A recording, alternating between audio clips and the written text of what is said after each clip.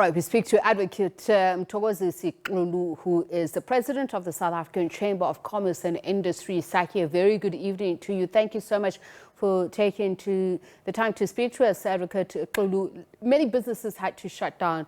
In your view, was it out of support or fear of the protest action? Good evening, Tsepiso. Thank you for having us. I think our large report is that it was just out of caution, which I think can come out of fear of what could have happened. And that's why we released a statement last week that the shutdown has the potential of causing a state of anxiety amongst business people. And some of them would have chosen to rather close because it was unpredictable which routes were going to be taken and what impact it would have had on businesses and operations. So I think some businesses took the caution to either work from home or close completely. And those who obviously who are on the path of the march had to close out of precaution and to avoid being harmed in the process, which was an anticipation, but fortunately did not happen. Now, just looking at a statement by a business leadership South Africa saying the protest action is counterproductive, and I'd like to hear what your thoughts are, especially given the reasons advanced for coming together in protest, not only against government, its inability to rein in the runaway energy crisis, but also to call for President Cyril Ramaphosa to stand down. Your thoughts? Well, we still respect the right of every South African to protest against issues that they perceive to be genuine. And I guess that maybe even this shutdown or protest had support from various quarters. But I think what you heard was that it was an operational impact because of those who had to close today. But I think what the BLSA is also saying, which we concur with, is that at a strategic level, the impact seems to mean that we have now potentially gotten to a state where shutdowns, protests, mass mobilization, and those kinds of activities may be the future going at least into the next election. And we are concerned about that because it speaks to a deeper crisis that political leaders who are elected, remember, including the EFF, all have the power to really decide the future of this country.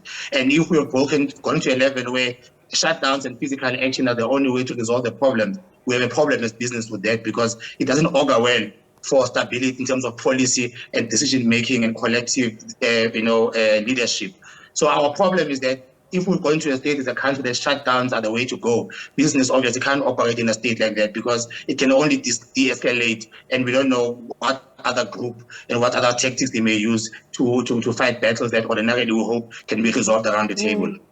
Now, this action, how much do you anticipate it will have cost the economy, given the fact that you said some anxiety would have influenced businesses to shut down? BLSA, for instance, saying that it would see a flight of capital. Investors would not be encouraged by this kind of thing. But this is also against the backdrop and the acknowledgement that it is constitutionally entrenched right to demonstrate and speak out against issues that parties feel really undermine the quality of life in this country. I think the material impact of today's march obviously will come out maybe over the next few days. At a micro level, I mean, the easiest way to do is to divide the size and then the GDP size, divided by the number of days in the year. And that will give you a sense of the value of the economy on a daily basis. But, businesses were affected in different parts. I think mainly those who wanted to take advantage of the long weekend obviously did not enjoy the fact that people are not at work or at school today, because even though they were going to be open, they closed out of precaution and they lost the revenue of this long weekend. There are those obviously who depend on daily operations, and those businesses have lost everything today because they can never recover a day like this. And I think more on a macro level, it's a problem that will be with us for a number of years to come if indeed we as a country are settling on this way of resolving our problems, because globally, and when communities that we compete with, we believe that there should be more stable and more constructive ways of political leaders to deal with their differences. So in the long run, you do actually create a sense of anxiety that South Africans are unable to resolve matters constructively around the table, and physical action seems to be the only way that people can listen.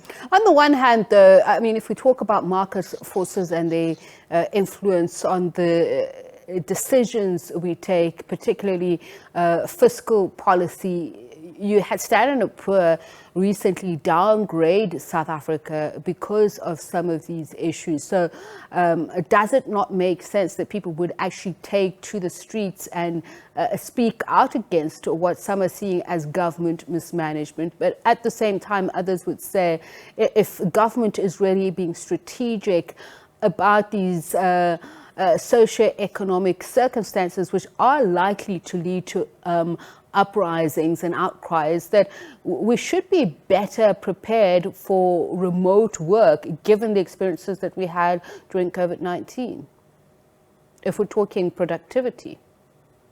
Yeah. Yes, no, look, some of the issues that are highlighted today are some of the problems that business has been raising for some time. And government definitely has the responsibility, and we've been calling out for that for a long time, obviously offering our availability to assist them. Problems with the collapse of infrastructure at local government level, ongoing load shedding, the problem of crime, and the lack of security for people and property. Those matters are something that government have to be dealing with. And all that, it just keeps and puts pressure on the economy for the future. So the protest actions themselves, they're undesirable, but also government's inaction in resolving some of these problems around inequality, unemployment, poverty, damage to infrastructure, lack of security, all that becomes a problem. So government needs to look at this as a wake-up call, over and above what business has been calling for, that we will not have any economy to protect in the future if we don't fix the underlying issues. But we are hoping that we can go back to the drawing board and be able to have more constructive ways and embrace solutions from different parts of society and really move South Africa forward. Because now, if we get to a stage of shutdowns, we're actually now adopting a culture of confrontation, and that will not help the country in the long run. And I'm just wondering the effects of national shutdowns such as this on the country's economy as a whole, the workings of it. I mean, I'm just thinking, if you thinking about transport and logistics, if we're looking at hospitality and tourism, for instance, does it have the potential to weaken these sectors if there is an increase of such actions in the future? That definitely does have an impact. I mean, you can just look at it from the point of view of people not being able to access goods and services at will. Some people today had to stay at home, they had to close their businesses, they had to be cautious, and generally had to be anxious. Businesses had to plan over the past week of an eventuality that they could not predict. And all that really dampens the mood and the confidence of the business community. And if you start blocking people from accessing services, threatening them, and generally creating a cloud of not being able to move freely goods and people, you start having a problem, because then those sectors are going to sink. And the worst is that then other elements will start taking advantage of the fact that you can intimidate industries into shutting down, and also intimidate people and deprive them of their right to trade. So we need to balance the right to protest and the right to trade, and the availability of service and the freedom to trade is actually what brings confidence in the business, in an economy. So a cloud of shutdowns, protest action can only just cause trouble, because then no one wants to operate in an environment that has a threat of shutdowns looming over an economy, because you can't plan, you can't build, and you can't protect your people and your partners. As always, thank you so much for your time, Advocate Mthokozisi Xulu, speaking on behalf of SACCI. Let's take a quick break. We are back again with some of a wrap of the day's stories. Please stay with us.